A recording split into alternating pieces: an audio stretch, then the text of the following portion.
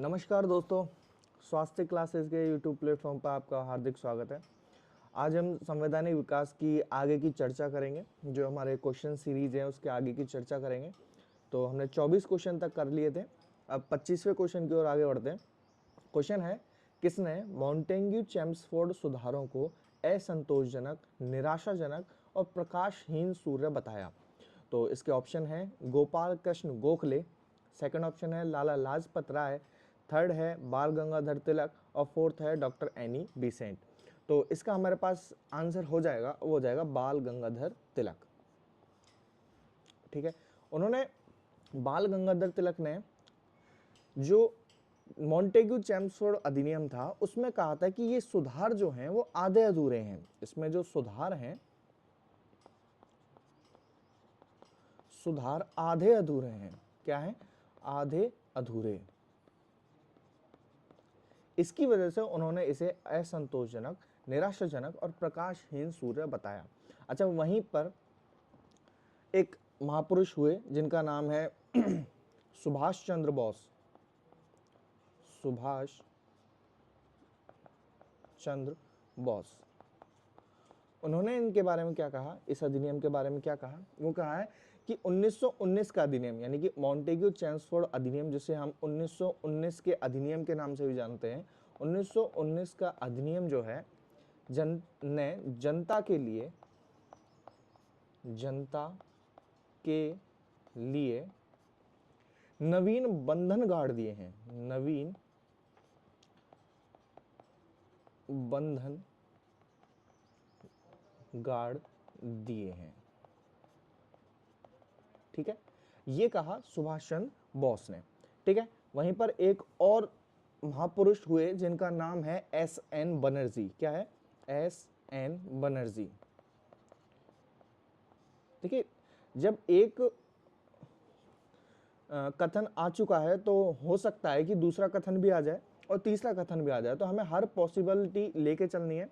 तो एस.एन. बनर्जी ने कहा कि जो 1919 का जो अधिनियम है, 1919 का अधिनियम, ये क्या है? उत्तरदायी शासन, उत्तरदायी शासन की दिशा में वास्तविक एवं ठोस कदम है। क्या है? वास्तविक एवं ठोस कदम है। ठीक है, ये कहा एस.एन. बनर्जी ने। ठीक है, आई होप आपको ये चीज क्लियर हुई होगी। अगले क्वेश्चन की ओर बढ़ते हैं। 26वां क्वेश्चन। 26वां क्वेश्चन क्या कह रहा है? भारत शासन अधिनियम 1919, यानी कि मॉन्टेग्यू चेम्सफोर्ड अधिनियम 1919 से संबंधित निम्नलिखित में से कौन सा युग्म प्रांत का नाम और शाही विधानसभा में निर्वाचित क्षेत्रों की संख्या सही सुमेलित नहीं है? हमें किस चीज पे ध्यान देना नहीं है? सेकंड ग्रेड के एग्जाम 2022 में ये आया हुआ है। तो इसके ऑप्शंस देखते हैं हम। पहला ऑप्शन है असम 4, सेकंड ऑप्शन है बिहार एवं उड़ीसा में 12, तीसरा है संयुक्त प्रांत में 16 और पंजाब में 13। तो इसका जो आंसर है, देखो मैं इसके बारे में थोड़ा सा बता देता हूं कि जो 1919 का जो अधिनियम था उसके अंदर जो विधानसभा जो क्षेत्र थे, वो विधानसभा क्षेत्र जो थे वो महत्व के आधार पर बंटवारा था उनका, ना कि जनसंख्या के आधार पर। ठीक है, तो यहां पे हमें एक चीज क्या ध्यान रखनी है कि महत्व के आधार पर, महत्व के आधार पर बंटवारा। ठीक है, ये चीज हमें ध्यान देनी है। अच्छा, इसमें हमें महत्व के आधार पर, यहां पे एक चीज हम देख रहे हैं कि जनसंख्या के आधार पर नहीं, जनसंख्या के आधार पर नहीं। ठीक है, ये चीज हमें ध्यान रखनी है। तो आगे अपन देखते हैं कि क्या है हमारे पास जो क्वेश्चन है वो क्या कह रहा है कि 1919 से संबंधित जो है प्रांतों का नाम और शाही विधानसभा में निर्वाचित क्षेत्रों की संख्या सही सुमेलित नहीं है। तो यहाँ पे हमारा जो आंसर हो जाएगा वो महत्व के हिसाब से जो है वो पंजाब जो है वो इसका आंसर सही हो जाएगा, यानी कि पंजाब में 13 सीटें नहीं थी। ठीक है, आगे अपन ये जो पंजाब था, इसमें अपन पंजाब जो था वो सैनिक महत्व का क्षेत्र था। कौन सा था? सैनिक महत्व। ये हमें ध्यान रखना है एक किसी भी छोटे एग्जाम में या रेलवे के एग्जाम में ये क्वेश्चन आया हुआ है कि पंजाब जो है, पंजाब को किस रूप में देखा गया, या पंजाब में कैसी सीटों का वितरण किया गया, या किस महत्व का था, तो वो कौन सा था, सैनिक महत्व का। ठीक है, आगे चलते हैं 27वें क्वेश्चन के ऊपर। निम्नलिखित में से कौन सी एक निम्नलिखित में से कौन सी एक भारतीय शासन अधिनियम 1919 की विशेषता नहीं है? अगेन नहीं है। पहला ऑप्शन है केंद्र में द्विसदनात्मक विधायिका, सेकंड ऑप्शन है प्रत्यक्ष निर्वाचन, थर्ड है केंद्र में द्वैध शासन, और चौथा है केंद्रीय एवं प्रांतीय विधान मंडलों की विधान निर्माण की शक्ति। ठीक है, तो हमने इसके ऑप्शन देखे 27वें क्वेश्चन के, तो इसका जो हमारे पास आंसर हो जाएगा वो हो जाएगा, आई होप आप लोगों को ये क्वेश्चन बहुत इजी लगा होगा। थर्ड क्वेश्चन, इसका जो थर्ड ऑप्शन है वो इसका सही आंसर हो जाएगा कि केंद्र में द्वैध शासन। यहाँ पे अपन देख लेते हैं कि केंद्र में जो द्वैध शासन लगा था वो 1935 के अधिनियम से लगा था। ठीक है, यहाँ पे 1935। अच्छा, यहाँ पे जो 1919 का जो अधिनियम है, 1919 में यहाँ पे प्रांतों में द्वैध शासन लगा था। ठीक है, प्रांतों में द्वैध शासन, द्वैध शासन। तो ये चीजें बहुत अच्छे से क्लियर हुई होंगी। आगे अपन अगले क्वेश्चन की ओर बढ़ते हैं। 28वां क्वेश्चन क्या कह रहा है? किस ब्रिटिश प्रधानमंत्री ने भारत शासन अधिनियम 1919 के प्रावधानों के अनुरूप साइमन कमीशन का गठन किया? यानी कि ब्रिटिश प्रधान, जब साइमन कमीशन का गठन हुआ था उस वक्त ब्रिटिश प्रधानमंत्री कौन था? तो इसके ऑप्शन है रैमजे मैकडोनाल्ड, सेकंड ऑप्शन है नेविल चैम्बरलेन, थर्ड ऑप्शन है स्टैनली बाल्डविन, और फोर्थ ऑप्शन है विंस्टन चर्चिल। तो इसका जो हमारे पास सही आंसर हो जाएगा वो आ जाएगा स्टैनली बाल्डविन। ठीक है, अगले क्वेश्चन की ओर बढ़ते हैं। 29वां question, 29th question. 29th question क्या कह रहा है? भारत सरकार अधिनियम 1919 के बारे में असत्य कथन को चिन्हित कीजिए। अगेन असत्य कथन, RS प्री में आया हुआ है 2016 में। तो इसका देखते हैं ऑप्शंस क्या कह रहा है। पहला ऑप्शन है इस अधिनियम में केंद्रीय एवं प्रांतीय विषयों को अलग कर दिया गया। सेकंड ऑप्शन है मॉन्टेग्यू भारत के राज्य सचिव एवं लॉर्ड चैम्सफोर्ड भारत के वायसराय थे। थर्ड ऑप्शन है यह अधिनियम मॉर्ले मिंटो सुधार अधिनियम के नाम से भी जाना जाता है। फोर्थ जो ऑप्शन है इसका वो हो जाएगा भारत सरकार अधिनियम 1919 1921 में लागू हुआ। देखो 1919 का जो अधिनियम है वो 1921 में लागू हुआ, ये बिल्कुल सही बात है। ठीक है, ये हमारे पास सही हो जाएगा। सेकंड ऑप्शन जो हमारे और हमें क्या कह रहा है कि इस अधिनियम में केंद्रीय एवं प्रांतीय विषयों को अलग कर दिया गया, ये भी बिल्कुल सही है। मॉन्टेग्यू भारत के राज्य सचिव एवं लॉर्ड चैम्सफोर्ड भारत के वायसराय, ये भी सही है। तभी इसी अधिनियम को मॉन्टेग्यू चैम्सफोर्ड अधिनियम कहा जाता है। क्या कहा जाता है? मॉन्टेग्यू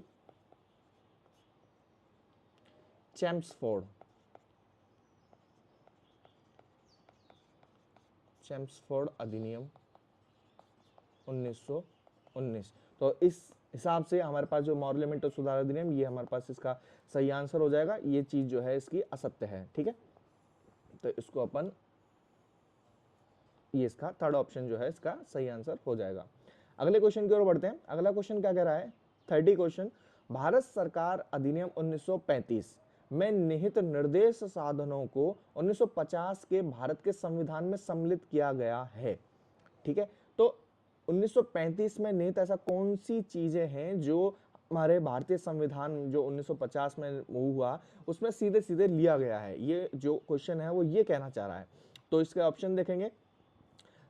मूल अधिकारों, पहला ऑप्शन है मूल अधिकारों के रूप में, सेकंड है राज्य के नीति निर्देशक सिद्धांतों के रूप में, थर्ड ऑप्शन है राज्य की कार्यपालिका शक्ति के क्षेत्र के रूप में, और चौथा है भारत सरकार की कार्य संचालन प्रक्रिया के रूप में। ठीक है, तो इसका जो सही आंसर हो जाएगा वो हमारे पास हो जाएगा थर्ड। ठीक है, थर्ड आंसर जो है वो इसका सही हो जाएगा। देखिए अब मैं आपको थोड़ा सा और बताता हूँ। मूल अधिकार जो है वो USA से लिए गए हैं। और जो हमारे पास कार्यपालिका शक्ति के क्षेत्र में जो है, इसमें एक आर्टिकल है हमारे भारतीय संविधान में। भारतीय संविधान का जो आर्टिकल है अनुच्छेद कौन सा? 256। ठीक है, कौन सा है? 256। 256 क्या कहता है? 256 कहता है कि राज्य की जो कार्यपालिका शक्ति है ना, उसका शक्ति का जो प्रयोग है वो संघीय संसद या कार्यपालिका के निर्देशानुसार किया जाएगा। यानी कि हम इसको ऐसे लिख देते हैं कि राज्य की कार्यपालिका शक्ति, कार्यपालिका शक्ति का प्रयोग संघीय संसद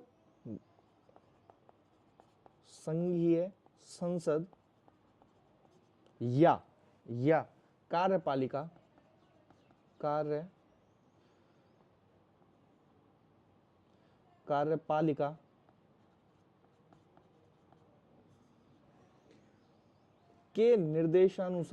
के निर्देशानुसार किया जाएगा। ठीक है, तो ये हमारे पास अनुच्छेद जो है 256 इसमें ये चीज कही गई है। तो ये चीज आपको क्लियर हुई होगी। आगे अपन चलते हैं 31 क्वेश्चन क्या कह रहा है? ये कह रहा है केंद्रीय विधानसभा का निम्नलिखित में से कौन सा निर्वाचन भारत शासन अधिनियम 1919 के तहत हुआ? यानी कि 1919 का जो भारत शासन अधिनियम हुआ या निकला, उसमें ऐसे कौन कौन से निर्वाचन जो थे वो 1919 के तहत हुए। ठीक है, तो इसमें पहला है 1926, 1937 और 1945। तो अब हम ऑप्शन की ओर बढ़ते हैं। केवल एक, सेकंड है 2 और 3, थर्ड है 1 और 3 और चौथा है 1 2 3, यानी कि सभी। तो इसका जो सही आंसर हो जाएगा वो हो जाएगा 1 व 3, यानी कि 1926 और 1945 ये जो दो निर्वाचन हुए थे वो 1919 के अधिनियम के तहत हुए थे। ठीक है, अगले क्वेश्चन की ओर बढ़ते हैं। अगला क्वेश्चन बहुत इंपॉर्टेंट और बहुत बढ़िया क्वेश्चन है। कथन और उसके कारण, उसके अनुसार जो है ये क्वेश्चन को हमें सॉल्व करना है। किस हिसाब से ये क्वेश्चन दिया गया है? ये पैटर्न जो है वो अच्छा पैटर्न है, जिसमें जो कथन दिया जाता है और उसके साथ साथ उसका कारण दिया जाता है, और हमें ये तुलना करनी पड़ती है कि जो कथन जो दिया गया है वो उसका कारण जो है वो उसका सही है। यानी कि कथन कारण को स्पष्ट करता है या कारण कथन को स्पष्ट करता है। ठीक है, तो अब हम क्वेश्चन की ओर बढ़ते हैं। ये जो है हमारे पास कथन है, और कथन कह रहा है कि 20 अगस्त 1917 को मॉन्टेग्यू ने घोषणा की, भारत में उत्तरदायी सरकार का क्रमिक विकास करना ब्रिटिश उद्देश्य है। यानी कि 1917 में 20 अगस्त को जो मॉन्टेग्यू है उन्होंने घोषणा की कि भारत में जो उत्तरदायी सरकार है या उत्तरदायी शासन है उसका जो क्रमिक विस्तार मतलब एक चरणबद्ध रूप से उसका विकास करना, यह ब्रिटिश का उद्देश्य है। ब्रिटिशर्स का जो उद्देश्य है वो क्या है कि उसमें उत्तरदायी शासन की स्थापना करना। ठीक है, इसका कारण क्या कह रहा है? आर, मॉन्टेग्यू घोषणा होम रूल आंदोलन व प्रथम विश्व युद्ध का संचयी परिणाम थी। यानी कि ये जो उसने घोषणा की थी कौन सी, कि क्रमिक, ये जो उत्तरदायी शासन का क्रमिक विकास करना ब्रिटिश उद्देश्य है, ये जो घोषणा है वो होम रूल आंदोलन व प्रथम विश्व युद्ध का संचयी परिणाम थी। तो इसके अपन देखते हैं कि ऑप्शन क्या क्या कह रहे हैं। ए और आर दोनों सत्य हैं और आर ए की सही व्याख्या करता है। तो ये जो क्वेश्चन है वो सही है, पहला ही इसका ऑप्शन जो है वो सही है कि जो होम रूल आंदोलन हुआ था और प्रथम विश्व युद्ध जो हुआ था उसमें ब्रिटिशर्स की स्थिति बहुत डगमगा गई थी। ठीक है, तो उसको संभालने के लिए ब्रिटिशर्स में ये घोषणा कर दी कि हम जो है भारत में उत्तरदायी शासन स्थापित करेंगे, और ये जो क्रमिक जो चल रहे हैं 1917, 1935, 1919 ये जो अधिनियम है ये उसके जो उत्तरदायी शासन की ओर एक बढ़ता कदम है हमारा। ठीक है, तो ये इनका पहला आंसर हो जाएगा। कौन सा? कि ए और आर दोनों सत्य हैं और आर ए की सही व्याख्या करता है। ठीक है, अगले क्वेश्चन की ओर बढ़ते हैं। 33वां क्वेश्चन क्या कह रहा है? भारत सरकार अधिनियम 1935 की विशेषताओं में शामिल है। ठीक है, कौन कौन सी विशेषताएं इसमें शामिल है? तो इसमें क्या है? प्रांतीय स्वायत्तता, सेकंड है संघीय न्यायालय की स्थापना, थर्ड है केंद्र में अखिल भारतीय संघ की स्थापना। ठीक है, तो इसके ऑप्शन देख लेते हैं। 1 व 2, सेकंड है 2 व 3, थर्ड है 1 व 3 और फोर्थ है 1 2 व 3। ठीक है, तो इसका हम आंसर देखते हैं 33वें क्वेश्चन का, वो हो जाएगा 1 2 व 3। ठीक है, यानी कि ये तीनों, यानी कि भारत के अंदर भारत सरकार अधिनियम 1935 के अंदर प्रांतीय स्वायत्तता स्थापित की गई थी, संघीय न्यायालय की स्थापना की गई थी, ठीक है, और केंद्र में अखिल भारतीय संघ की भी स्थापना की गई थी। ठीक है, तो इसके बारे में थोड़े से फैक्ट और बता देता हूं आपको कि और क्या क्या इसमें किया गया था। तो इसमें क्या किया गया था, संघात्मक सरकार की स्थापना की गई थी। पहला कौन सा है, पहला हम देख लेते हैं, संघात्मक सरकार। संघात्मक सरकार की स्थापना, ठीक है। सेकंड है, केंद्र में द्वैध शासन स्थापित किया गया था। कहां पे, केंद्र में। ये ध्यान रखने वाली बात है कि केंद्र में द्वैध शासन, द्वैध शासन स्थापित किया गया था। थर्ड जो है इसमें वो क्या गया है, द्विसदनीय केंद्रीय विधानमंडल की स्थापना की गई थी। कौन सी, द्विसदनीय, द्विसदनीय, द्विसदनीय विधानमंडल, विधानमंडल की स्थापना की गई थी।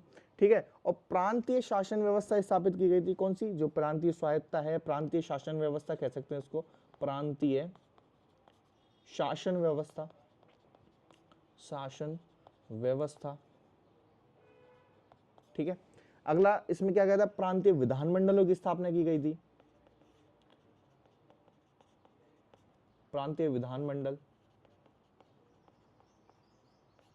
और क्या किया गया था इसमें, केंद्र में, और इसमें आगे अपन यहां लिख लेते हैं कि छठा पॉइंट अपन क्या लिखेंगे कि इसमें केंद्र व प्रांतों में शक्तियों का विभाजन कर दिया गया था।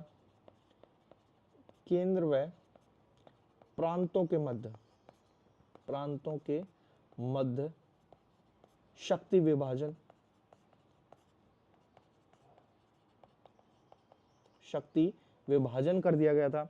अगला क्या कर दिया था इसमें, भारतीय संघ की स्थापना के साथ साथ इन्होंने क्या किया था, 7वें पॉइंट पर संघीय न्यायालय का स्थापना करी थी। संघीय न्यायालय, कौन सा, संघीय न्यायालय की स्थापना की गई थी।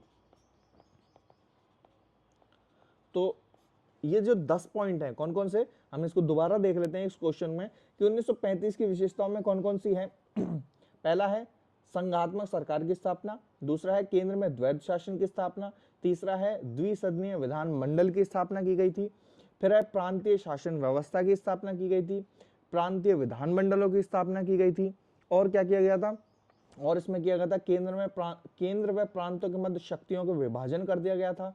सातवां है संघीय न्यायालय की स्थापना कर दी गई थी, जो हमारे पास ये पॉइंट है।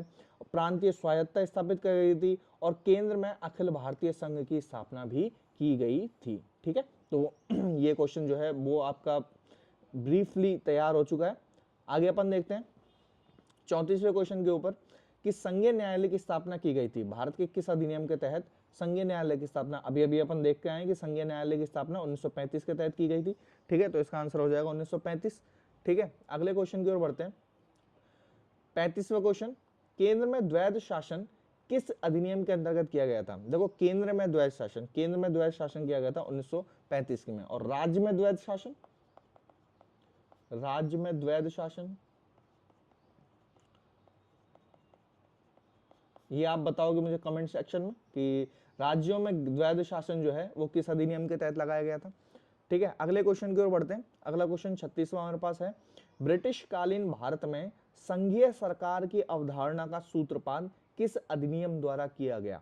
देखो, ब्रिटिश काल ये भारत, यानी कि जब भारत जो है वो ब्रिटिशों के अधीन था, उस वक्त संघीय सरकार की अवधारणा, यानी कि संघ की सरकार का जो अवधारणा है उसका सूत्रपात किस अधिनियम के तहत हुआ था। अभी हम थोड़ी देर पहले पढ़ के आए हैं, 2 क्वेश्चन पहले, कि जो संघीय सरकार है उसका 1935 के अधिनियम के तहत किया गया था। ठीक है, तो 1935 भारत सरकार अधिनियम, 1935 का अधिनियम। ठीक है, 1935 का अधिनियम। ठीक है, तो ये हमारे पास ये सही आंसर हो जाएगा। अगले क्वेश्चन की ओर बढ़ते हैं। 37वां क्वेश्चन, 37वां क्वेश्चन क्या कह रहा है, निम्नलिखित में से कौन सा भारत सरकार अधिनियम 1935 द्वारा स्थापित अथवा पुनर्गठित किया गया था। तो स्थापित व पुनर्गठित अभी हम थोड़ी देर पहले पढ़ के आए, वही क्वेश्चन जो है मैंने आपको वहीं क्लियर कर दिया गया था, और ये सेकंड ग्रेड 2023 में लेटेस्ट पेपर है उनमें से आया हुआ है सेकंड ग्रेड में। तो ऑप्शन है, पहला है संघीय लोक सेवा आयोग और सेकंड है संघीय न्यायालय, तो इन दोनों की स्थापना की गई थी। ठीक है, तो इसका आंसर जो कौन सा हो जाएगा, पहला आंसर इसका हो जाएगा 1 व 2, संघीय लोक सेवा आयोग और संघीय न्यायालय दोनों की स्थापना की गई थी। अगले क्वेश्चन की ओर बढ़ते हैं। बड़ा क्वेश्चन है, देखने लायक क्वेश्चन है, और बहुत अच्छे से इसको क्लियर करेंगे, ठीक है। ऑप्शंस अपन बाद में देखेंगे, पहले अपन इसको कथन पढ़ लेते हैं, ठीक है। कथन क्या कह रहा है, भारत सरकार अधिनियम 1935 के संदर्भ में निम्नलिखित में से कौन सा या कौन से कथन सही हैं। तो यहाँ 4 कथन दिए गए हैं, उसके बाद ऑप्शंस आएंगे, ठीक है। और ये स्कूल व्याख्याता 2022 में आया हुआ क्वेश्चन है, तो बहुत अच्छे से देखना है। ऑप्शन पहला कथन क्या कह रहा है, इस अधिनियम में ब्रिटिश प्रांतों और भारतीय राज्यों से मिलकर अखिल भारतीय संघ की स्थापना की परिकल्पना की गई थी। अखिल भारतीय संघ की परिकल्पना, बिल्कुल सही जवाब है, ठीक है। अगला क्वेश्चन अगला क्या कह रहा है, 1935 के अधिनियम का संघीय हिस्सा तब लागू हुआ जब रियासतों को संघ में शामिल होने के लिए राजी किया गया। देखिए, संघ में शामिल करने के लिए राजी किया गया, ठीक है। यहां पर ये जो चीज है राजी, सिर्फ एक शब्द की वजह से ये जो कथन है वो गलत हो गया है। यहां पर इसको स्वैच्छिक दिया गया था, ठीक है, कि उनकी इच्छाओं पर, उनकी इच्छाओं पर छोड़ दिया गया। जो रियासत जो थी उनकी इच्छाओं पर ये चीज छोड़ दी गई कि वो संघ में शामिल होना चाहते हैं या नहीं होना चाहते, ठीक है। तो ये राजी किया गया जो शब्द है वो यहाँ पर गलत हो जाएगा, ठीक है। अगला कथन क्या कह रहा है, भारत में केंद्र सरकार का संविधान वही रहा जो कुछ संशोधनों के साथ 1919 के अधिनियम के तहत हुआ। ये भी बिल्कुल सही है। 1919 का जो अधिनियम था उसमें कुछ संशोधन किए गए और उसी के जरिए या उसी के द्वारा 1935 का अधिनियम ला दिया गया, ठीक है। तो ये भी कथन हमारे पास सही हो जाएगा। फोर्थ जो है वो क्या कह रहा है कि 1919 के अधिनियम में यथा उपबंधित केंद्रीय विधायिका की शक्ति और कार्य भारतीय स्वतंत्रता अधिनियम 1947 तक अपरिवर्तित रहे। ये भी कथन बिल्कुल सही है, ठीक है। तो हमारे पास जो ऑप्शंस हैं वो क्या है, वो हमारे पास कौन कौन से कथन सही हो गए, पहला तीसरा और चौथा। तो हमारे पास कौन सा ऑप्शन हो जाएगा, थर्ड ऑप्शन। कौन सा, 1, 3 व 4, ठीक है। तो ये चीज क्लियर हुई होगी। सिर्फ इसमें जो सेकंड जो है उसमें एक राजी होना, ठीक है, राजी होना जो है इसको अगर अपन हटा दें या इसको इच्छाओं पर छोड़ दें, ये चीज अगर डाली जाती तो ये कथन भी बिल्कुल सही हो जाता। तो इस क्वेश्चन को आप बार बार पढ़िए, इससे आपकी बहुत सी चीजें क्लियर होंगी, ठीक है। अगले क्वेश्चन की ओर बढ़ते हैं। 39 क्वेश्चन क्या कह रहा है कि निम्नलिखित में से एक भारत सरकार अधिनियम 1935 की मुख्य विशेषताओं में नहीं है, ठीक है। वही क्वेश्चन नहीं है पे आरपीएससी ज्यादा जोर देती है, ठीक है, ताकि बच्चा कंफ्यूज हो। तो इसमें नहीं है में अपन देखेंगे। पहला ऑप्शन है अवशिष्ट विषय प्रांतीय विधायिकाओं को आवंटित किए गए थे। सेकंड है इसमें प्रांतीय स्तर का द्वैध शासन प्रणाली को समाप्त कर केंद्र में लागू किया है। इसको ऑप्शन दोबारा पढ़ते हैं। इसमें प्रांतीय स्तर पर द्वैध शासन प्रणाली को समाप्त कर केंद्र में लागू किया गया। थर्ड ऑप्शन है इस अधिनियम में अखिल भारतीय महासंघ का प्रावधान था। और चौथा ऑप्शन है यह प्रांतीय स्वायत्तता के सूत्रपात का संकेत था, ठीक है। तो इसमें जो है अपन देखते हैं कि प्रांतीय स्वायत्तता का सूत्रपात था, ये बिल्कुल सही है, ठीक है। इस चीज को बिल्कुल अपन सही मानेंगे। 1935 के अधिनियम में अखिल भारतीय महासंघ की स्थापना का प्रावधान था, ये भी बिल्कुल सही है। सेकंड ऑप्शन क्या है, इसमें प्रांतीय स्तर पर द्वैध शासन प्रणाली को समाप्त कर केंद्र में लागू किया गया, ये भी बिल्कुल सही है, क्योंकि द्वैध शासन प्रणाली 1919 में थी प्रांतों में, तो उसको 1935 में केंद्र में लागू कर दिया गया। और चौथा क्या है, अवशिष्ट विषय प्रांतीय विधायकों को आवंटित किया गया था। ये जो चीज है अवशिष्ट विषय जो है वो प्रांतों को ना देकर, प्रांतीय विधायिकाओं को ना देकर किसको दिए गए थे, ये दिए गए थे गवर्नर जनरल को। किसको दिए गए थे, गवर्नर जनरल को। तो इसका हमारे पास सही आंसर कौन सा हो जाएगा इस ऑप्शन का, इस क्वेश्चन का पहला ऑप्शन जो है वो सही हो जाएगा कि अवशिष्ट विषय प्रांतीय विधायकों को आवंटित किए गए थे। ये चीज जो है वो बिल्कुल गलत है। ये अवशिष्ट विषय जो है वो गवर्नर जनरल को दिए गए थे, ठीक है। 40वां क्वेश्चन क्या कह रहा है, 40वां क्वेश्चन कह रहा है कि निम्नलिखित में से क्या भारत शासन अधिनियम 1935 की विशेषता नहीं है, ठीक है। वही अगेन क्वेश्चन नहीं है, अधिनियम कौन सा है 1935 और उसके बारे में कहा गया कि कौन सी इसकी विशेषता नहीं है, ठीक है। ऑप्शन पढ़ते हैं, संघ एवं प्रांतीय स्वायत्तता, सेकंड है केंद्र में द्वैध शासन, थर्ड है समवर्ती सूची का सृजन और चौथा है प्रांतों में द्वैध शासन, ठीक है। तो ये ऑप्शन जो है वो आपको बहुत इजी लगे होंगे, ये क्वेश्चन बहुत आसान लगा होगा, क्योंकि हम अभी थोड़ी देर पहले इन चीजों को पढ़ के आए हैं कि 1935 के अंदर केंद्र में द्वैध शासन लगाया गया था, ना कि प्रांतों में द्वैध शासन। प्रांतों में द्वैध शासन लगा था 1919। ठीक है, तो 1919 में ये चीज लगी थी, तो इसका सही आंसर कौन सा हो जाएगा? प्रांतों में द्वैध शासन। ठीक है, इसी के साथ हमारी ये वीडियो जो है वो समाप्त होती है, और आई होप आपको ये चीज समझ में आई होगी। तो आप इन चीजों को बार बार देखिए, बार बार समझिए, क्योंकि पॉलिटी एक ऐसा सब्जेक्ट है जिसमें कंफ्यूजन होता है, लैंग्वेज प्रॉब्लम होती है। तो लैंग्वेज को अगर आप पकड़ गए, लैंग्वेज को अगर आप समझ गए, तो आपके क्वेश्चन सही होंगे, अदरवाइज आपको इसमें तकलीफ होने वाली है। तो आई होप आपको ये सेशन बहुत अच्छे से समझ में आया होगा। इसी के साथ विदा लेते हैं, अगली वीडियो में मिलेंगे। धन्यवाद।